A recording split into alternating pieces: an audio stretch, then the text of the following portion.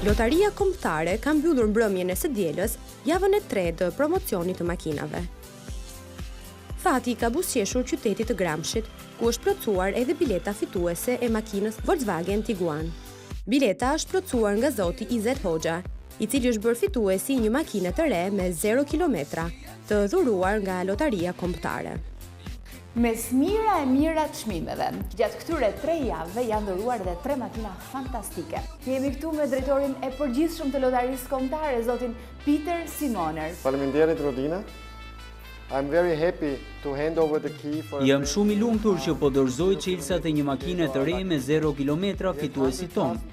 Gjatë këtyre muajve kemi shpërndar qindra mira çmime të ndryshme, por çmimi i kësaj jave është i veçantë. Më lejoni t'i dorëzoj zotit Hoxha, fituesit ton, çelësat e makinës së tij të re. Zoti Izet, përshëndetje, mirë se erdhët. Përshëndetje, faleminderit juve edhe kompanisë. Ftoj tërë qytetarë të pi një kafe më pak edhe të vlejnë të provojnë fatin e tyre se një ditë do trokasi, ashtu siç më trokiti dhe në derën time. Pas kaq vitesh punë, nuk më ka ardhur kjo dhuratë në këtë sasi kaq madhe do më lekë.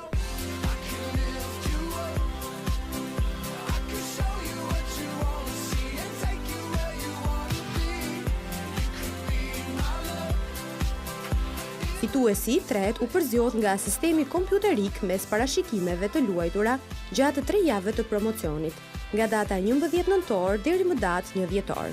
Ndërkohë, këtë javë të gjithë pjesëmarrësit në loto do të luajnë për jackpotin, i cili ka arritur shifrën e 315 milion lekëve të vjetra, një shifër rekord kjo për Shqipërinë, e cila ofrohet vetëm nga Lotaria Kombëtare.